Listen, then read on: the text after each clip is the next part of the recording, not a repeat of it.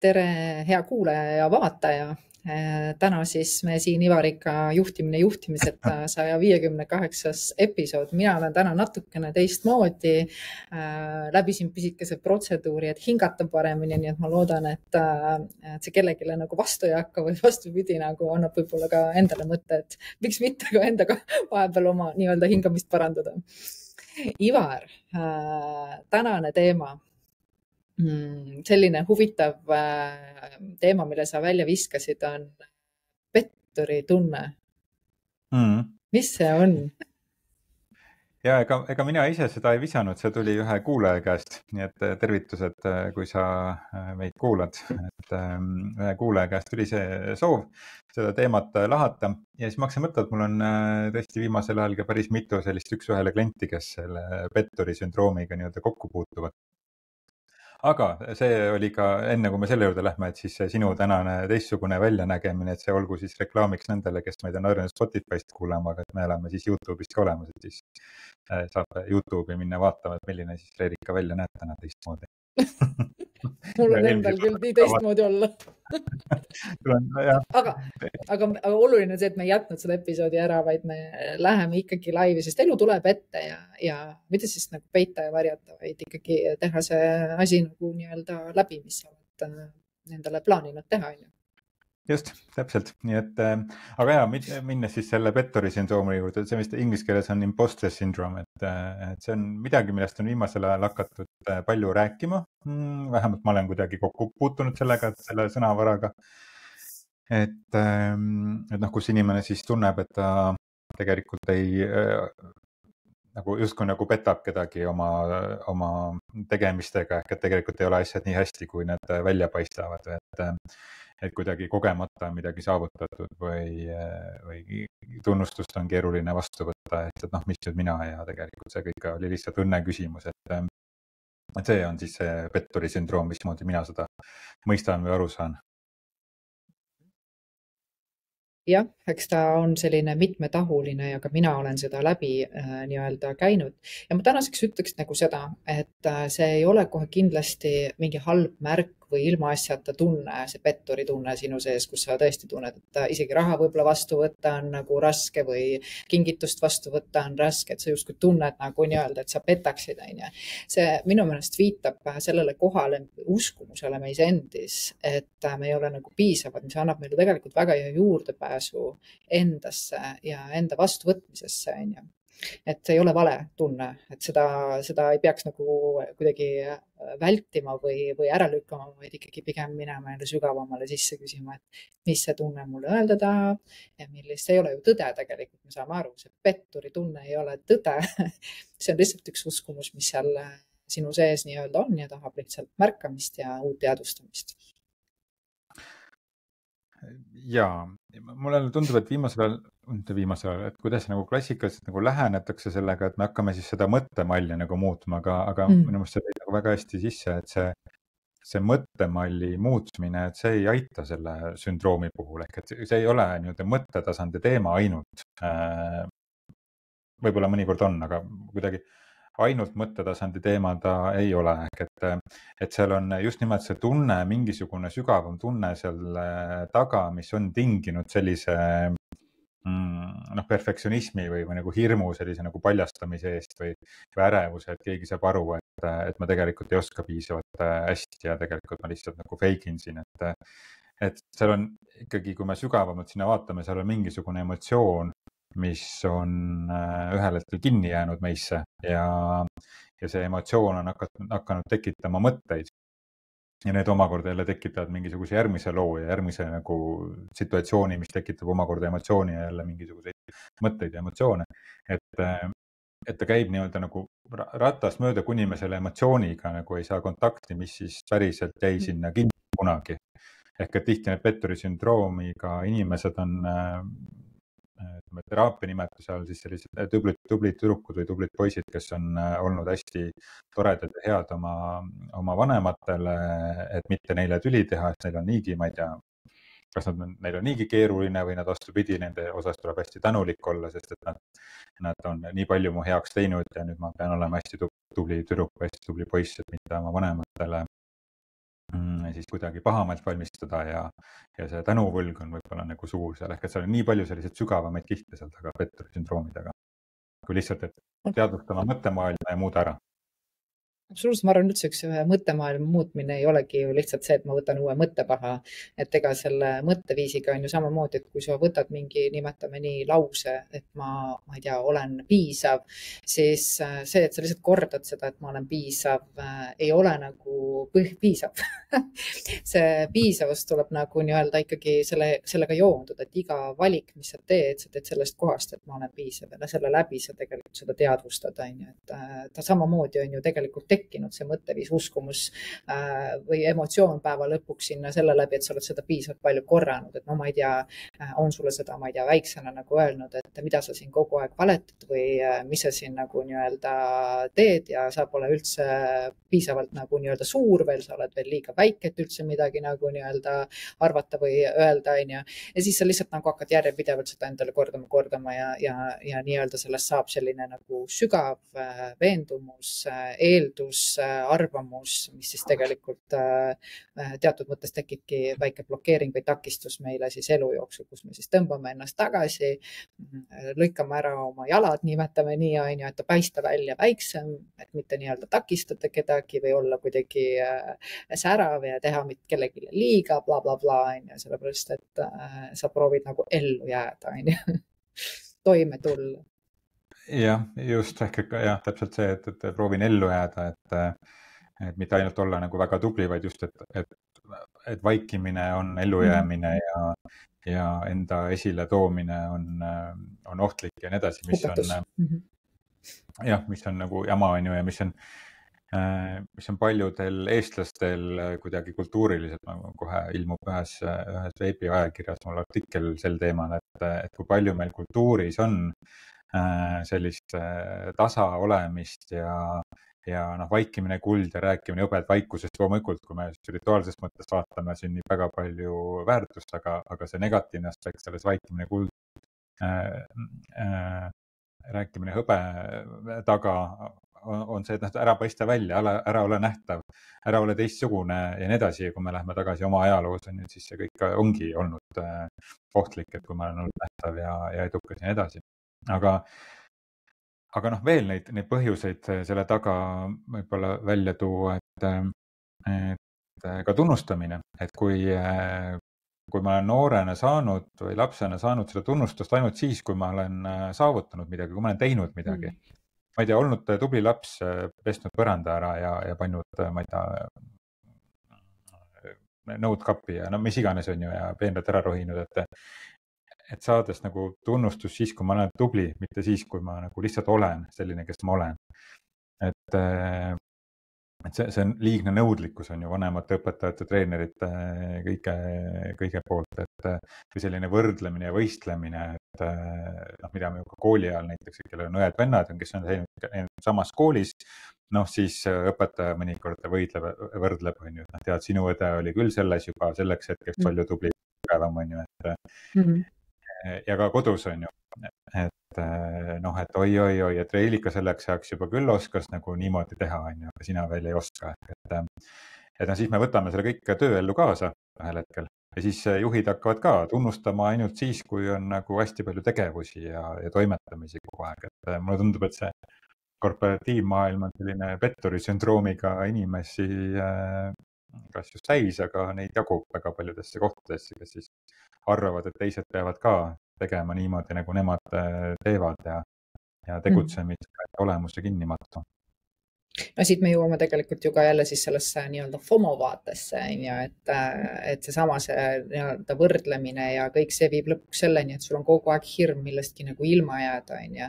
Ja sa tunned seda nii-öelda eemale tõukamise või välja lükkamise tunnet, mis tõttu sa väga sageli ei liigu ka elus edasi oma asjadest, sest sa pead kogu aeg minema ja kaasa kõikisuguste teemadega, et jumala eest sa nagu nii-öelda välja millestki ei jääks. Või siis sa kogu aeg nagu võrdled ennast, et ma peaks juba olema kõik need asjad saavutanud, mida nagu nii-öelda kõik teised nagu on juba teinud ja sa ihaldad ja soovid kellegi teise nii-öelda elu, suhet, whatever, sellepärast, et nagu nii-öelda sul on kogu aeg tunne, et sa jääd millestki nagu nii-öelda ilma, et ta on minu meelest selle sama sündroomi selline ka kaasnev nähe, vaata, on ju.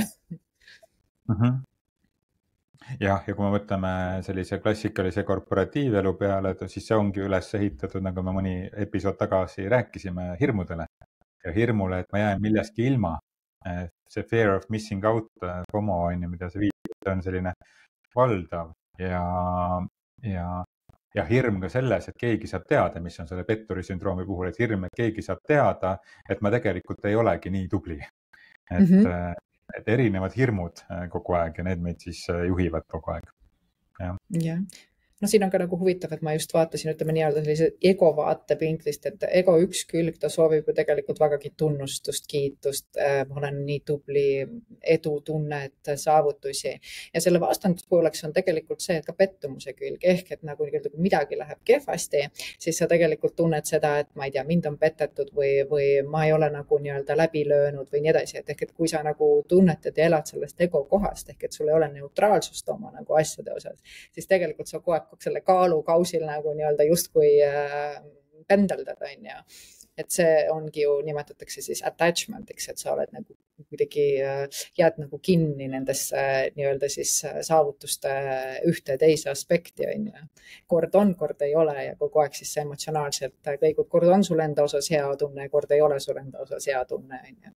Et see on võib-olla olnud minu jaoks võib-olla oma ego treeningu puhul parimaid nii-öelda siis asju, mida vaadelda, on ju. Mitte hukkamõistus, sest ma saan aru, et nad on ju kõik need samad sündroomid on ju ka minu elust nagu läbi käinud, et nad ei ole seal olnud ilmaasjata, nad on olnud ilus arengutee, on ju. Aga jah, et ego puhul see nagu hästi mängib nagu välja see kõikumine ja me tegelikult tahame emotsionaalselt tunda ennast kindlasti ja sa ei tunne ennast kunagi kindlalt saavutustena, kui sa sellele ennast nagu nii-öelda pühendad, et läbi saavutuste seda kindlust ja rahu tunda, on ju. Sest need on kõik nagu välised asjad, mis on ajutised. Mulle meeldib mõelda nendest nii, et nad on ajutised. See ajutise teema nüüd siia, mina teatavasti olen selle asja väga fänn, on ju, ma raamatus ka kirjutan sellest, et kõik on ajutine. Aga see siduda oma selline hinnang iseendast nende asjadega, mis on kaduvad, on üks päris libe tee, et siduda ennast ma ei tea, nende tiitlitega või positsioonidega või inimestega või hinnangutega teiste inimeste poolt või tunnustustega teiste inimeste poolt, et kui me sellega ennast seoma või enda arengut nagu sellega seostame, siis me lähemegi sellesse lõksu, et me põleme läbi, meil on krooniline ärevus, me kogu aeg peame üle pingutama, et sellist kompenseerida seda puudujääki. Aga kui me muudame selle oma mõttelaadi, et me ei seosta oma õnne nende asjadega või enda olemasolu nende asjadega, mis on ajutised, et see toob hoopis teistsuguse perspektiivi elule ka tervikuna ja elus toimuvatele sündmustele. Samamoodi meie enda isiklik elu on ajutine asi. Aga kui me liigume juba rohkem sellise nagu ego on väga vajalik asi, aga ego tasandist nagu veel edasi sellesse, et me saame aru, et mida see mulle, juhul kui ma peaksin tulema uuesti siia tagasi selle hingena, et mida see minule õpetab, mida ma olen siia õppima tulnud, et siis me vaatame seda elu hoopis kergemalt, ka huumoriga ja me võtame need asju lihtsamalt ja ka see petturi sündroom kui selline kuidagi kaotab oma tähenduse, sest et see petturi sündroom on tegelikult üles ehitatud sellele, et mis on ajutine, ehk et sellele, mida teised inimesed minust arvavad või ei arva, mida nad võiksid arvata või ei võiks arvata, aga inimesed ümber on ajutiselt niikuinii. Meie teeme ka seda podcasti siin praegu, aga võib-olla me ei tee 10 aasta pärast seda podcasti, suure tõenäosusega me ei tee, on ju. Aga võib-olla teeme, ma ei tea, aga see on ajutine, aga panna sõltuma minu heaolu sellest, et kui hästi me seda podcasti teeme või kui hea suhe mul sinuga on, et tore, see suhe võiks olla hea, aga see ei ole minust sõltuv, kui sina otsustad, et sa näiteks ei taha enam teha podcasti või midagi muud on ju minuga koos. Makes sense. Ja mulle ka see ajutise asja nagu vaade hästi nagu kaasa nagu aidanud, et see tõesti aitab nagu nii-öelda pigem astuda sul neid samme edasi, kui hoiab sind paigal, sest et kui me teame nende sündroomide puhul, noh, siin on see kompenseerimise koht, et sa teinekord teed hirmust neid rumalaid asju siis on ju. Et nagu me näemegi seesama üle nagu nii-öelda siis doseerimine ja võimutsemine või mina olen see või need tulevad ju tegelikult jällegi selle sama nii-öelda siis sündroomi kohast, et sa püüad seda nagu nii-öelda nii kaitsta, on ju. Et kui sul seda kaitsevajadust enam ei ole, siis sa saad aru, et sind pole kuskilt eemale lükatud, selles mõttes, et kui sa ei läinud sinna pidustustele või mida iganes, siis sa võib-olla parajasti tegid ära mingi oma olulise tööasja, mis on sinu nagu pühendumise koht, on ju. Et sa ei peagi igale poole nagu minema, sa saad aru, issand, mind polegi kuskilt nagu välja lükatud või välja jäetud. Ma nagu nii-öelda olen ise saanud teha oma jaoks neid olulisi tegevusi. Sa tegelikult sellesama siis sündroomi puhul, mida sina ka tõid, päeva lõpuks armastad olla iseendaga. See on kõige ilusam nagu nii-öelda külg selle asja juures, kuhu sa nagu jõuad. Nii, no teoreetiliselt ju väga ilus kõik.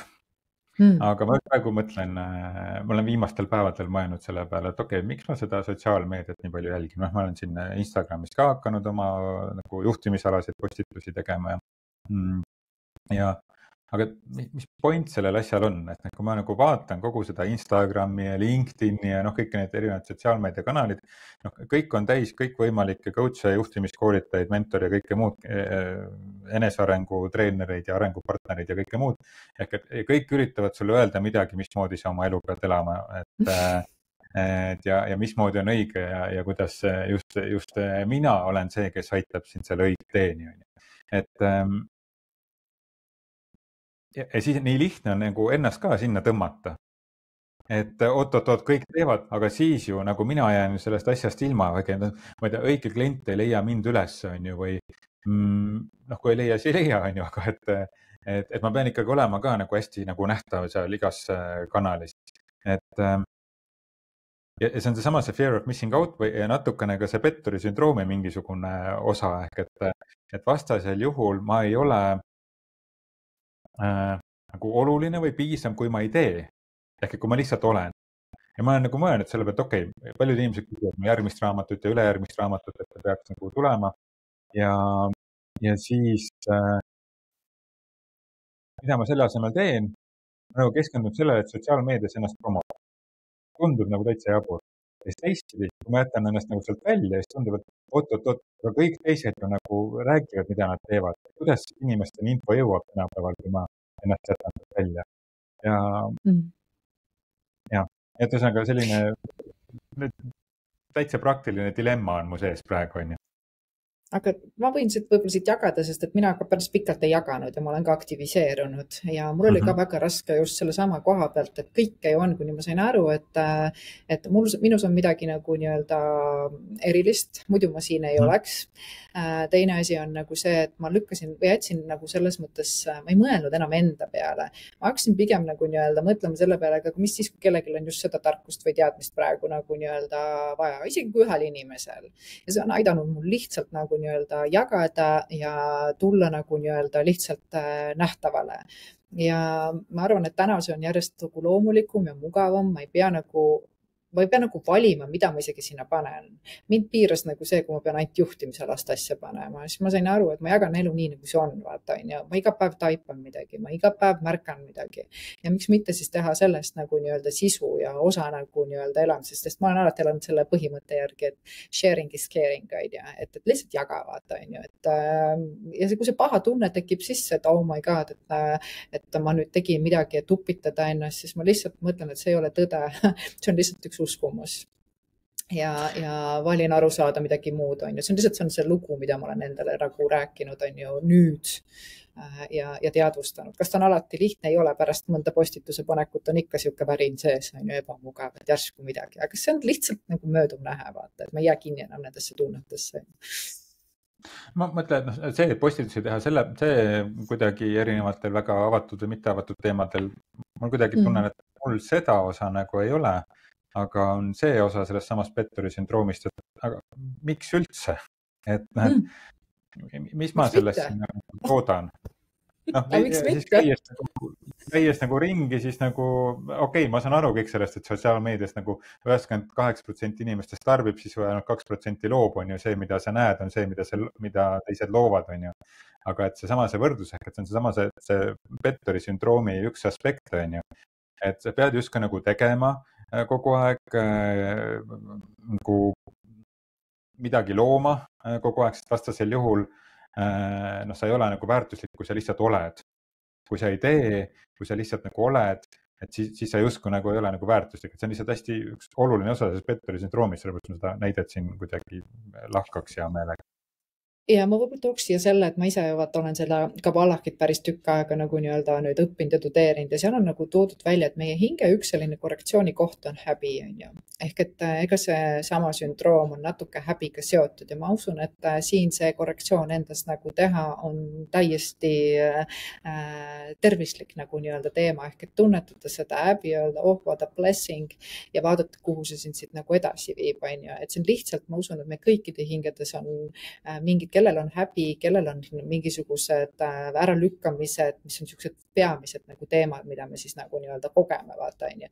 Mitte selleks, et meid lõhkuda, lammutada, vaid läbi selle meie hing lihtsalt nagu nii-öelda tuleb nagu tervikuna nagu rohkem nagu välja, vaata, on ju. Et see on üks vaade, millest ma nagu tulen. Et see häbitunne on hästi nagu nii-öelda põhiline asi, mida me siin läbime ja millest me siis teatud mõttes kas terveneme, kuidas seda keegi armastab nagu mõelda, või me lihtsalt teadvustame, et meil hing natuke ikkagi on väljateenimise kohas. Me justkui teenime välja kõike seda heas mõttes, mida me nagu soovime, aga mitte seda mõttes nagu, et me rabame hästi palju, vaid vastupidi selle läbi sisemise teadvustamise nagu nii-öelda teekonna, on ju. Jah, et seesama, et me toome selle oma tähelepanu sellele, et mitte meie see heaolu ja rõõm ja mida iganes me siis rahu, mida me otsime, ehk et see sõltub sellest, mis on väljaspool, vaid see on sõltub sellest, et mida ma kogen ja mida ma sellest kogemusest õpin. See, millest me enne rääkisime. Aga häbi ei kannata paljud inimesed välja, oled sa sellega nõus? Inimesed ei kannata välja, nad tegelikult hakkavadki reageerima häbist ja siis sellest samast nagu nii-öelda hirmust, mida see häbi meile tekitab, on ju. Et kui sa seda häbi natuke nagu vaatled ja seda nagu ilma hukkamõistuta nagu koged, on ju, siis sa päeva lõpuks saad nagu nii-öelda sellest lihtsalt aru ja ta enam ei juhi sind, vaid sina saad teadlikult ikkagi teha valikud, on ju. Lõpuks mulle meeldib seda häbi vaadelda lihtsalt, mis asi ta on ju. Kui sa tuled, mis sa ütled mulle? Mina vaatan häbi selliselt, et häbi on nagu õpitud tunne, ehk et keegi meil ühel hetkel on hakanud õpetama seda, et niimoodi ei ole okei või niimoodi on hea või häbi, on ju. Ehk et aga kõik see, mida me inimesena kogeme, on inimlik ja normaalne, aga mingil hetkel hakkab keegi panema meile mingisuguseid piiranguid sellele, et mis on normaalne, mis ei ole normaalne. Ja tavaliselt see, millal see häbihinnang või häbistamine nii-öelda toimub, see hinnangu andmine, see on sellele, kes seda situatsiooni või midagi kõrvalt vaatab, tema jaoks on see piinlik. Ehk et ma ei tea, võtame väga lihtsa näite, on ju, et lapsevanem on lapsega poes ja laps viskub põrandale pikali ja röögib, sest ta tahab saada sealt riiuli käest seda, ma ei tea, kommi või midagi muud, on ju. Ehk et sellel lapsel ei ole häbi ju, aga sellel lapsevanemal on häbi. Ja siis ta hakkab seda vihaga või millega siis seda seal nagu korda looma nii-öelda, ehk et iseenda sellest häbitundest nagu kuidagi eemale saada, on ju. Aga sellel lapsel, temal hakkab tulevikus olema häbi omakorda enda lapse pärast, sest et ta on õppinud seda, et see on häbiväärne situatsioon. Loomulikult on osa täiskasvanuks saamist, nii edasi, mingid ühiskondlikud reeglid, ühiskondlikud nagu kokkulepped, millest me nagu oleme, aga lihtsalt nagu see on nagu füüsilisel tasandil, aga ka nagu mõttetasandil, et issa, kuidas sa niimoodi saad üldse mõelda, täitsa häbiväärne, on ju, või kuidas nagu selliseid tulemusi teed, on ju, et need on, me õpime selle häbi endale külge, et tegelikult häbi ei ole midagi, mis loomulikult inimesel on olemas, see ei ole nagu ala nagu kurbus või viha või süütunne või hirm, on ju, et häbi on õpitud tunne ja me oleme õppinud selle kellegi käest, kes on meie jaoks autoriteet. Aga nagu sa vaatad, et Petteri sündroomi, siis häbi on kindlasti üks väga oluline nagu komponent sellest, on ju. Jaa, tõsi, just, sest et me ei ole lahti lasknud sellest häbist. Et me ei ole seda eemale tõuganud endast. aga ja siis me tuleme sellega nüüd tööellu kõik kaasa, et lisaks sellele häbile on ju, et me nagu armastus on tingimuslik, et kui sa teed midagi hästi, on ju, et siis on tingimuslik samamoodi ka töötaja kontekstis, et noh, kui sa mulle annad piisavalt palju palka, noh, töö kontekstis armastus on pühendumine, et pühendumisuuringud sisuliselt mõõdavad ju armastust töö vastu või tööandja vastu. Lihtsalt meile ei meeldi armastuse sõna kasutada. Ehk et kui sa mulle midagi annad, siis ma võin pühenduda. Et jälle tingimuslik asi on ju, jälle seesama petturi sündroomi üks osa. Või et see võrdlemise ja hierarhia kultuur, mis on ikkagi enamike ettevõtete siiamaani edu alus olnud, enam ta ei ole edu alus, aga ta endiselt kasutatakse võrdlemist ja hierarhiat. Või selline täiuslikkuse tagaajamine on ju. Ehk et me toodame seda petturi sündroomi muudkui uuesti edasi läbi selle, et armastuse peab välja teenima või pühendumise, võrdlemine ja hierarhia ja täiuslikkus. Ehk et need 3 asja on nagu parim viis, kuidas seda petturi sündroomi edasi arendada ja võimendada. Ja. Ma võib-olla jagan siia enda eelmise nädala nagu sükest kogemust, et kus ma märkasin nagu ära, et seesama selline inimeste, mida juhina või tasub märgata, kui ma nagu nii-öelda juhina kasutan inimeste heatahtlikkust, pühendumist ära selleks, et nad teeksid nagu nii-öelda rohkem, vot sealt tekib kõige sagedamini seda pettuse nagu nii-öelda siis tunnet, millest me tegelikult saaksime nagu nii-öelda teha uue valiku, olla teadlik ja väärtustada inimeste panust, mitte eeldada, et nad peaksidki tegema ja mitte midagi vastu tahtma. Et minust juhina on see nagu väga hea koht, mida juhid väga sageli istuvad, miks nad siis ei või teha, nad võiksid ju anda, nad võiksid ju panustada, nad võiksid ju rohkem teha, nad võiksid rohkem rolle võtta, nad võiksid nagu, ma ei tea, 24H nagu töötada. Kui see on sinu eeldus juhina, sa kasutad oma nagu nii-öelda inimeste sellist heatahtlikkust ära, on ju, siis võib väga sageli olla see üsna nagu nii-öelda suur petturluse keskkonna loomise koht või kultuuri koht. Et jah, et võib-olla seda on nagu juhina, et iseenda nagu sellist kvaliteet arendada, et ma tahan lihtsalt niivõrd palju saada, võtta, et see on hästi suur dünaamika, mis on ettevõtetes ja mis on nagu nii-öelda juhtimises, et võtta kogu aeg. Ega loogika peaks olema selles andmises on ju. Ja kui me seda suudame nagu nii-öelda tajuda ja selle nagu nii-öelda vastu võtta, siis muutuvad ka väga paljud need samad petturluse mustrid ka minu vaates vähemasti. Jaa. Ja nüüd on see selline nagu täiskasvanu nagu mõttetasandil, mida ma olen näinud oma klientide pealt, et kes on tegelenud sellise nagu vestluste kaudu selle teema lahendamisega enda sees, et siis see ikkagi lõpuni nagu ei lahene, kui me ei lähe vaatama seda algpõhjust seal taga. Et seda lapsepõlve, mida me nii üritame nagu jätta, et noh, las ta jääb sinna selja taha, pole mõtet minevikus kaevata ja nii edasi, kõik need sellised lood. Et näiteks lihtsalt ühe viimastest klientide seast, kellel ka selle sama sündroomiga nii-öelda tegelesime, mitte küll nimetanud seda otseselt, aga me jõudsime sinna, et ta endiselt on nagu väga suur kohusetunne ja lojaalsus oma vanemate suhtes, et neile justkui nagu olla nagu tänulik ja nende eest hästi hoolitseda, olles ise mees, kes on üle 30 aasta vana, on ju, ja küll elab täitsa eraldi ja oma pere ja lapsed, aga et see vanemate ees, see kohustus on lihtsalt nagu nii suur. See tänutunne, vanemad olid tõesti nagu pakkusid ja võib-olla ohverdasid ennastki nagu liiga paljugi. Ja kuidas me tegelesime sellega, et üldse ühe harjutuse kaudu, et ta üldse hakkas nagu nägema seda, et aga ta ei pea oma vanemate suunas vaatama ja nendele justkui nagu tänuvõlga nagu tundma vanemate ees, vaid võtma vastu tänulikult selle, mida vanematele andsid ja anda see ise edasi, kas oma meeskonnale, oma perekonnale ja nii edasi, mitte anda vanematele tagasi. Sest kui me anname tagasi, siis me pöörame seljaga enda elu suunas ja kui me hakkame vanematele tagasi andma, et kujutame justkui nagu ajaliini mõttes, et vanemad on meie selja taga ja siis meie oleme seal ees ja me lähme edasi tuleviku poole, aga kui me hakkame tagasi andma oma vanematele midagi, siis me pöörame ju enda elule selja ja hakkame mineviku poole tagasi vaatama. Ja siis me samal ajal ütleme, et minevikuga tegeleda. Ehk et seal on ka seda süütunnet ja mida me siis teeme, me ei ole siis täiskasvanud, me tunneme, et me ei ole nagu me ei ole nagu väärt olema need, kes me oleme, et me saime liiga palju ja me peame just kandma tagasi, mitte et anname edasi.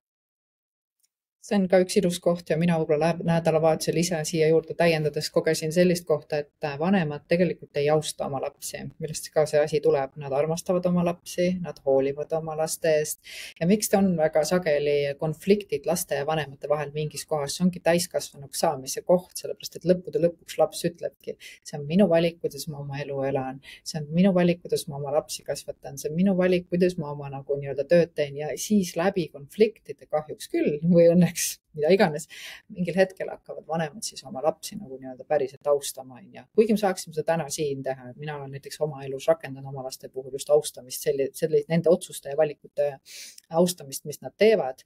Aga mina ise olen läbinud seda teed, kus see oli võib-olla keerukam, kus sa ikkagi veel 45-aastaselt kuulsid ka, kuidas sa peaksid asju tegema ja see on tegelikult see koht, kus vanemad eeldavadki ja sa oledki tulnud sellisest kohast, kus sa peaksid justkui tegema nii, nagu vanemad ütlevad sellest austusest ja kohusetundest nende vastu, ehk et sa elad tõesti tagurpidi. Et sa ei sea enda nagu nii-öelda siis täiskasvanuks saamist enda nagu sihiks, vaata, et sa jäädki nagu lapseks oma vanematele terve elu. Ja noh, elus ongi kaks nagu väga suurt asja, et üks on see, et oma vanemad vastu võtta täpselt sellisena, nagu nad on, ilma igasuguste pretensioonideta peale seda, kui meil pretensioonide periood on ära olnud. Ja mitte ainult teismelisena, vaid tegelikult nagu hiljem me hakkame, ma arvan, et see on isegi suurem pretensioonide periood on hiljem, kui me hakkame märkama, et teisi viisi oli ka, aga mina seda ei saanud, mis mul oli õigus saada. Ehk et võtta oma vanemad nagu südamesse vastu ja teine on see, et lasta neist lahti või rebida ennast rebida end neist lahti. Aga nüüd, kui me mõtleme nende erinevate vanemlike suhete peale ja tuleme sellesse töö konteksti, siis tööle tulevad kõik need samad inimesed ju tööle ja hakkavad tegema mingit suurt ühist asja, parimat seda, teist ja kolmandat. Aga oma sisemuselt on nad tegelikult tulevikule seljaga, sest et nad näiteks on pööratud selles suunas, et oma vanematele tagasi anda või vastupidi neile tõestada või mitte tekitada pahameelt või olla nende peale pahane. Ehk et meie nagu tähelepanu alateadlikult on minevikus. Sest meie elus on kaks probleemi, üks on ema ja teine on isa. Kui lahendust. Rõõmuallikad ka on ju. Ja ehk et meie sellised probleemid, ütleme, kui me räägime sellest sündroomist, sellest petturuse sündroomist või millest iganes, ehk et meie probleemid on alguse saanud suhetest ja me saame neid lahendada ainult suhete kaudu. Ja üldiselt on vaja selleks professionaalseid suhted, on ju. Teine osa on see, et need probleemid, mida me saame oma vanematelt, need suhteprobleemid, neid me lahendame oma lähisuhtes hiljem. Et kui me teadlikult oskame sellega läheneda, siis on väga hea. Ja samamoodi ka tööalastes suhetes.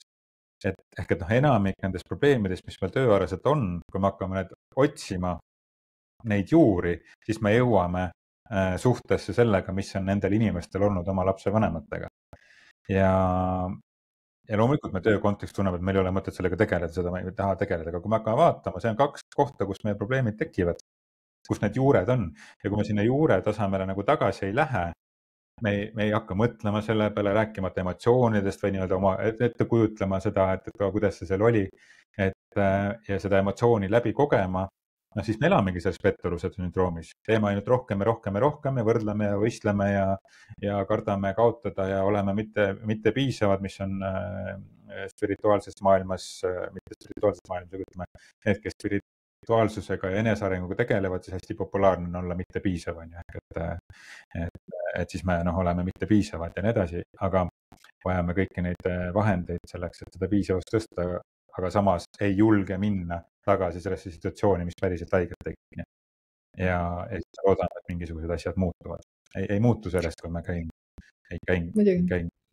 tegemas spirituaalseid praktikaid, ega päriselt ei julge minna juure tasemele tagasi. Ja eks siin ongi nagu see, et mitte kõik spirituaalsed praktikad ei ole spirituaalsed praktikad, et see on minu nagu teekonna kogemus, et seal on tegelikult väga palju ka sellist sellist nagu nii-öelda kontingenti, kes võib-olla ka püüavad siis allutada ja kõike läbi siis nii-öelda spirituaalse jutu, on ju, et siin tasub lihtsalt olla ka nagu teadlik, on ju, et selle eheduse me tunneme ikkagi nagu nii-öelda ära, on ju. Aga selle ehedust me ja ehedaid inimesi enda ümber hakkame kogema siis, kui me oleme ise valmis olema võimalikult ehedad. Sinnamaani me saamegi kõiksuguseid variatsioone, maske ja mitte sellepärast, et meid karistatakse, vaid vastupidi sellepärast, et me oskaksime lahti lasta, on ju, et siis me ju näeme seda, on ju, siis me kogeme seda ja siis me saame teadlikult nagu nii-öelda lasta, olgu see selleks siis imposter sündroom või FOMO või mida iganes, on ju. Need on kõik võimalused meil lihtsalt teadvustada ja lahti lasta. Ja see on ilus lihtsalt selle asja juures, et kui sa ei näe enam nagu takistusi või igasugune nagu nii-öelda niinimetatud takistus või ei ütlemine tegelikult on ümber juhendamine, on ju, ja see on kõik nii jumalikult juhatatud, on ju, et sa lihtsalt nagu nii-öelda ei märka seda selle viie meelega, millega sa siis siin füüsilist maailma nagu nii-öelda vaatled, on ju. Aga nagu me oleme rääkinud nii palju, see sisemine silm ja see sisemine taju, ehk et nimetame niimoodi, mina kutsun seda enda kõrgemaks minaks ja ma tõesti lähen tema poole ja tõesti küsin tema poolt, et mis on see täna, kuhu nagu pöörata oma fookus või mida vaadata, sest ma suhtlen enda sisemusega. Et aga kui sa nagu nii-öelda püüad tõesti sealt väljapoolt kogu aeg neid asju lahendada, siis sa oled tegelikult eksitatud. Sa arvad, et sa oled juhendatud, aga tegelikult mitte. Jah.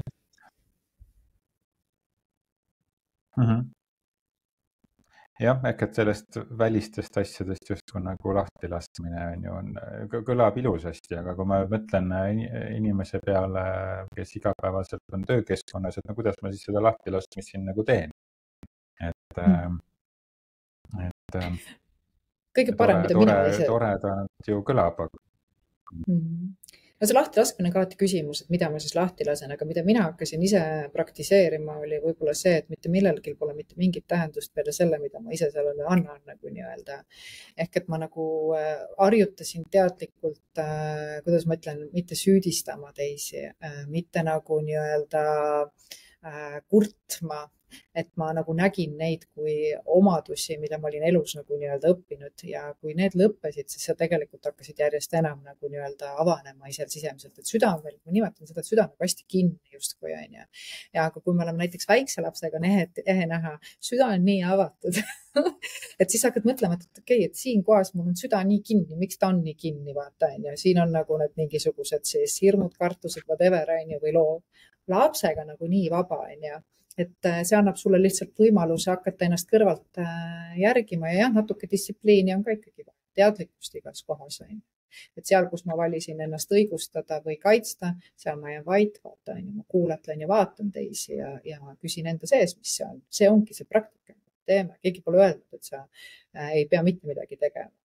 Selle asemel, et sa lähed ja teenindad 15 inimest, et neil oleks hea olla, võiksid sa võib-olla pigem pöörduda enda sisse. Ja teha seda praktikat, on ju. Miks ma ennast hülgan? Näiteks küsimus, miks ma ennast hülgan? Et olla nagu nii-öelda valitud. Mis ma siin nüüd valida saan, on ju. Ja alguses on ebamugavad asjad ja inimesed pöörduvad sust ära, sellepärast nad tahtavad seda mugavat endist treelikat või ivarit, on ju. Aru saada.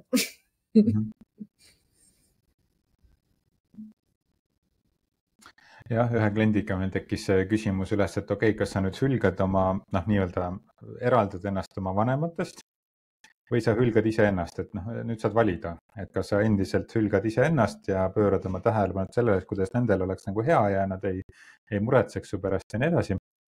Või sa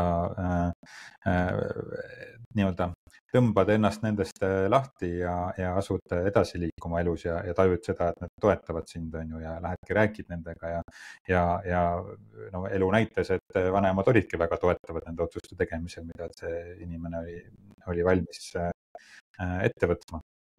Aga ta kartis seda teha, sest et kuidas ema või isa reageerib sellele, et olles ise küll juba täiskasvanud inimene ja oma perega, on ju. Et saad valida, kumba sa siis üllata tahad, et kas iseennast või oma vanemaid. Ja keda sa petad päeva lõpuks, on ju. See on, kui meil on täna ka petturi sündroomist lugu, on ju, et keda sa siis tegelikult petad, on ju. Iga kord, kui sa ütled endale ei ja tahad teistele head teha, sa tegelikult petad ennast. Ja siis siit see petturi nagu sündroom tegelikult alguse saab, kus on see ebatõelisus, ebaehedus, on ju. Sest sa ütled endale pidevalt ei. Ja siis sa kohtudki neid inimesi, kes panevad sind seda tundma, mitte sellepärast, et see oleks kuidagi karistus, vaid et sa saaksidki seda märgata, et kus ma ei endale ütlen või kus ma ennast petan. Vaata. Need on alati küsimused kohe, kus ma ennast petan. Kui sul on kontrolliv inimene kõrval, siis sa küsid ju kohe seda, et kus ma ennast alla surun. Miks mu teadvuses on praegu selline kogemus, miks see haiget mulle teeb, sest sa saad aru kohe, kuskil sa nagu oled ise nii-öelda selline, kes on alalhoidlik võib-olla. Kohas, kus sa peaksid välja ilmuma ja ütlema midagi. Jah, ja veel praktilisi samme,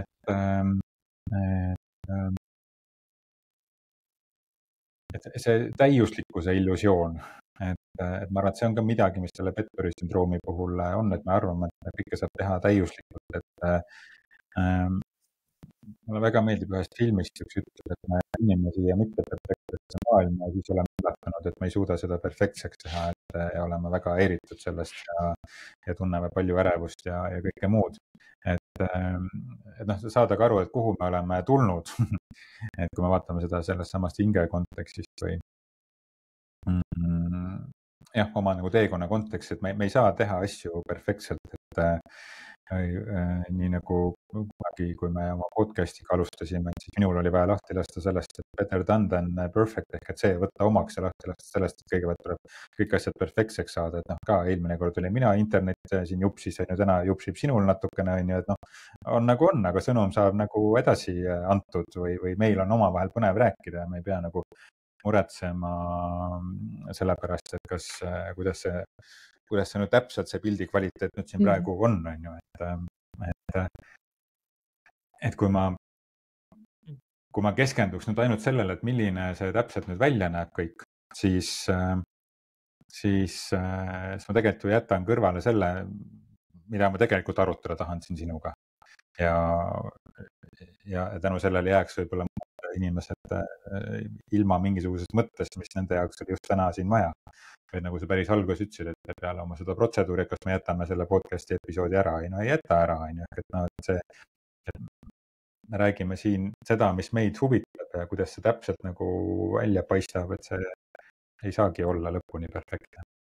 Ja teine vaade, mina olen enda jaoks nagu otsustanud ka seda, et need inimesed, kes soovivad mind hukka mõista või neile nagu nii-öelda tundub see imelik, et see on ka fine ja selles mõttes, et ega see mind ju kuidagi pidi päeva lõpuks nagu nii-öelda ei mõjuta, et siis ju küsiks endalt ka, et miks see nii on, et see on hästi hea näide on nagu selle koha pealt, et sõber kutsub sind külla õhtusöögile, ta kutsub sind külla, ta pakub sulle parimaid sööke, teeb sulle kõige parema õhtu, mis üldse on ja sina lähed siis sinna külla ja hakkad ümberringi vaatama, kui palju tolmu tal on ja lähed siis minema ja sõbrade juurde, et muidu kõik tore, aga küll see inimene on ikka must.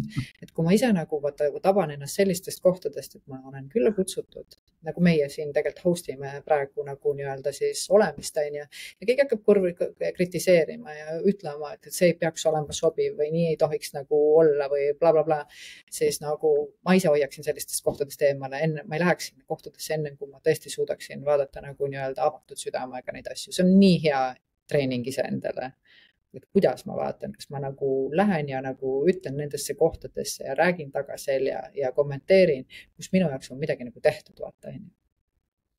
Jah, see on paremaks inimeseks olemise nagu kunst ja see osa meil on niikuinii siin reaalsuses jääb. Ainu. Nii et selles mõttes, et see on fine, kui keegi vaatab nii ja ma küsiks siis pigem endalt, miks ma nii vaatan asju. Vaatame asju täpselt nii, nagu need. Jah, nüüd see internet vahepeal on niimoodi, et me räägime just üksteisele sisse, aga mis ma öelda tahtsin, et sellest ma lihtsalt vaatan nagu asju sellisena, nagu nad on, ilma nagu mingisuguse hinnanguta. See on väga keeruline, on seda arendada, aga ma olen ise seda sama petturi sündroomi endast saanud ka nagu vähendada, et läbi selle, et ma, nagu sa ütlesid, ma kuidagi hakkan asju vaatama, nagu teadlikult vaatama asju või inimesi või olukordi armastusega. ma sain ühes oma teraapia sessioonis sellise nagu sõnumi enda seest, on ju, et vaata inimesi ja olukordi armastusega. Ja ma olen seda siis pärast niimoodi katsetanud korduvalt. Ja hoopis nagu pehmemaks muutub see iseenda olemine, kui ka oluliselt rahulikumaks muutub elu üldse, sest et sa ei ole nii palju, ei põe sellepärast, et mismoodi asjad peaksid olema. Sa teed loomulikult asju hingega ja heast tahtest, on ju, aga et sa ei muretse selle lõpptulemuse pärast nii palju, sest et kui sa vaatad asju armastusega, siis need on oluliselt nagu vähem pinget täis, ütleme nii. Absoluutselt. Ja mina... see üks lause kuidagi aitas kindlasti palju edasi kuidagi ka oma hetke olukorda, millel iganes, mis teemal siis iganes elus on, seda hetke olukorda võtma täpselt sellisena, nagu ta on. Ja mina olen ka nagu ma kuulasin seda Madonna podcasti, ma ei tea, kas sa jõudsid seda kuulata, kus ta üle pika aja siis nagu ilmus siis avalikkuse ette ja tema ütles nagu väga selgelt, tal on elus olnud üsna palju asju, väga raskeid nagu nii-öelda siis väljakutseid, nimetame nii, on ju, seal vägistamisi ja kõike, on ju. Ja siis ta ütles ka, et kuidas tema siis see andestuse koht tuli, ta ütles, et ma lihtsalt vaatan seda inimest ja mõtlen, et ta oli kunagi väike laps ja ta ütles, et koheselt, kui sa nagu selle kohta lähed, et see on justkui olnud ka kunagi väike laps, su süda pehmeneb 100%. Ja mina täna vanemana, kui ma näen kedagi nagu hukkamõistu tegemas väga tugevalt kellegi osas, ma olen ise nagu öelnud ka, kujuta ette, et see on sinu laps. See on sinu laps, kellest praegu keegi kuskil niimoodi räägib või selliseid asju teeb. Kuidas sa tunneksid, on ju? Et kui me vaatame kõiki kui justkui ka oma lapsi, siis me kohe vaade ja käitumine tegelikult nagu muutub, on ju, et me vaatame neid täitsa teisest kohast. Ütled, et ma ei tea, ma olen siin tööandjana, juhatajana ja minu laps töötab sellises kohas, on ju, et kas ma siis tõesti keeraks talle käkki? No ei keeraks, on ju, ma ei alandaks teda ju, ma ikkagi toetaks teda, on ju. Ja sama ka iseenda kontekstis. Just. Ehk et iseenda kontekstis, et vaadata enda seda väikest osa, just kui mina oleksin laps ja mina olen nüüd see täiskasvanu, ehk et iseenda osas vaadata ka seda, et mina väikse lapsena antud olukorras on ju, et kuidas ma saaksin ennast toetada. Ehk et see iseendale selle toe pakkumine, et mitte oodata seda ei juhtidelt ega vanematelt või partnerilt või kellelgi muud. Ehk et panna iseennast sellesse lapse rolli, sest et see ongi see, mida teraapias nimetatakse sisemise lapse tööks, sisemise lapse tervendamiseks. Ehk et sa vaatad iseennast kui last nendes situatsioonides ja pakud iseendale seda, mida sa vajasid, olles siis ise sellele lapsele, kas ema või isa, vahet ei ole, mis soos sa oled, sa saad pakkuda seda, mida tema täpselt oleks siis vajanud tollel hetkel. Nii et me saame selle tööd iseendaga teha, nagu teraapilisemat tööd iseendaga selle sama sisemise lapse näol. Ehk et mis me siin täna rääkinud oleme, selle petturi sündroomist nii-öelda eemaldumine või selle lahtilaskmine endast, et see ei ole ainult selline kognitiivne või mõtteline tasand, ehk et seal on ka emotsionaalne tasand ja selline armastus ja hoolimine ka selle osa suhtes iseendas, kes räägib sulle seda lugu, et sa ei ole piisavalt hea või et sa ei ole tunnustust väärt või et keegi teine on alati parem. Ehk ka seda osa vaadata armastusega, et aga mida sa vastaksid või mida sa ütleksid sellele lapsele, kes sellise jutuga sinu juurde tuleb. Just, ja see ma arvan, just kui sa siis vaatad, on seda lihtsam, sest see kognitiivne dissonants, mis ühtlepidi ütleb, aga see on ju tõde, vaata, sul on nagu keeruline uskuda, et sa nagu nii-öelda vaatamata sellele, mis sa oled, on ja oled väärt ja piisav, on ja. Et see on see sama koht, mida läbi selle lapse ühenduse minu meelest annab kõige paremini nagu nii-öelda teha, et kui sa selle ühenduse saad, on ju, ja seda vaadetki kas või omad, on ju. Sest et mis ongi kõige raskem on ju see, et ühtepidi sa teadvustad seda, et ma olen piisav, no matter what, vaata, on ju. Aga samas jälle tulevadki välja need samad asjad, aga ei ole, vaata, mis sa siis tegid. Aga vaata, sinu see, ma ei tea, kooliõde on juba, ma ei tea, 4 kõrgharidust saavutanud, aga sa oled ikka veel nagu nii-öelda siin kohas või whatever need nagu nii-öelda jutud, vaata nagu on, on ju. Need on kõikidel inimestel. et aga lihtsalt see, kuidas see nagu see dissonants saada nagu nii-öelda vähemaks, mina usun, et see on ikkagi teatud mõttes selline sisemine järjepidev valik esiteks on ja see tunnetele ikkagi mitte nagu nii-öelda allasurumine, vaid vaatlemine ja nendest väljakutsetest, mis su elust tulevad, siis nagu läbi minema, kus sa siis ei anna enam hinnangut ja ei mõista hukka, vaid saad aru, et see on väga hea. Sest et nii kui sa uuesti mõistad hukka, et võt, see on, mind on petetud ja siis sa tegelikult genereerid automaatselt selle sama mustri. Ehk et see on võimalus sulle öelda, et kõik on hästi. Aitäh selle kogemuse eest. Mitte minna seda hukka mõistma, sest siit kohast saad oma perspektiivi ja seda hukka mõistu lihtsalt nagu nii-öelda lahti lasta. Me laseme tegelikult hukku mõistudest lahti väga sageli. Kas iseenda osas on ju? Just. Ja siis me saame lahti lasta sellest pettuluse sündroomist ehk et ja see hukkamõist, mulle tundub, et see hukkamõist tuleb nagu rollidele, mitte inimestele. Ehk et me laseme ka sellest nagu, vaata rollid ongi perfektsed, kui me mõtleme, ma ei tea, juhi roll või see ametikoha roll või see ametijuhendis kirja pandud asi on ju, töökuulutusena seda on ka ju tihti kirjeldatud perfektne inimene, kes selle koha peale nagu sobib, aga keda üldiselt ei eksisteeri. Ehk et alati värbamisel tuleb ju ka teha mingisuguseid nagu järeleandmisest, et inimlikul tasandil ei ole kõik need asjad ei eksisteeri, mida seal kirja on pandud. Ehk et me peame suutma nagu ma arvan ka kognitiivsel või mõttelisel tasandil nagu eristada seda oma rolli ja seda oma persooni. Ehk et need on kaks erinevat asja ja roll ongi nii-öelda paberil eksisteeriv perfektsus, mida inimese tasandil ei eksisteeri, aga me ajame need segamini tihti töö kontekstis ka. Ehk et see roll ja see inimene ja see ootus sellele paberi peal kirjutatule on ebarealistlik inimese jaoks väga paljudel juhtudel. Make sense. Aga me oleme kokku kuidagi või? Et interneti kvaliteet ütleb, et meil on vaja võtta kokku, sest loodetavasti on meid lõpuni kuulata, käega löödud vahepeal. Õnneks meil see süsteem ikkagi peaks need sellised...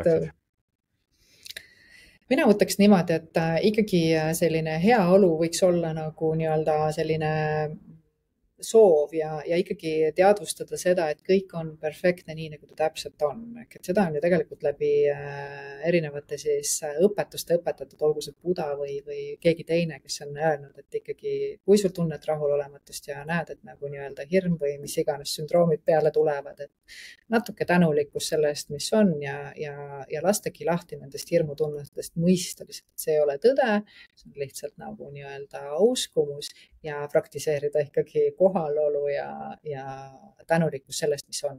See viib meid kõige paremini lihtsalt nii-öelda edasi. Kõik on täpselt nii, nagu ta peab olema. Midagi ei ole valesti. Isegi kui see mõte tahab sind viia, et ei ole, tegelikult on kõik nagu nii-öelda väga hästi. Ja see on distsipliin. See on distsipliin, mitte trenni minemine ja kell 8 või kell 5 tõusmine.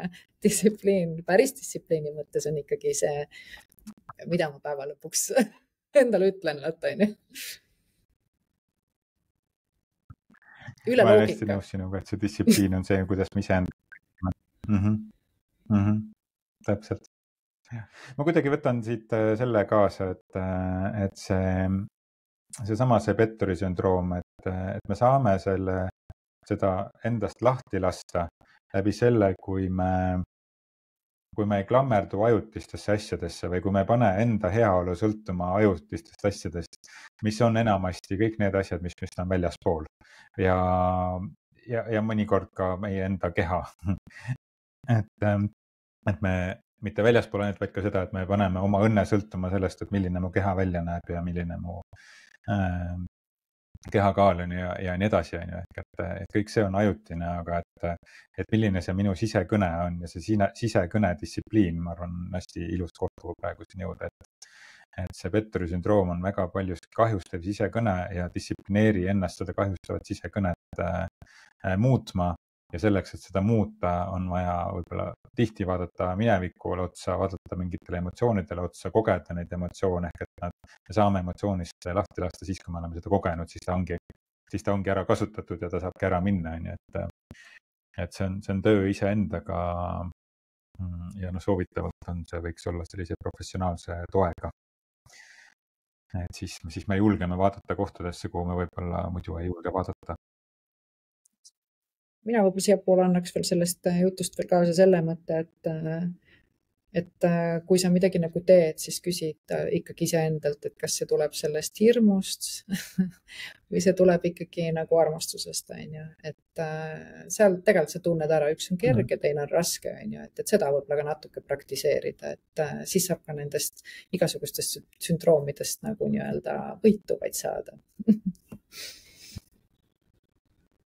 jah, sest see sündroom on samamoodi välisest keskkonnast pandud mingisugune väljamõeldud diagnoos selleks, et rahustada ennast, et ahah, minuga on niimoodi, et mul on see sündroom ja tähendab, ma olen normaalne. Ongi normaalne, aga sa saad olla veelgi normaalsem ilma selleta, et me peaksime endale diagnoose külge noppima siit ja sealt. jah. Aga oli vahva tunnikene. Oli vahva arutelu, ja kohtume taas järgmises osas, nii et nagu selle osa teemad said kuulaja käest, et siis ja ole ka julge, kirjuta meile, et millest sa kuulda tahaksid ja siis võib juhtuda, et me räägimegi sellest. Rõõmuga. Aitäh. Tšau.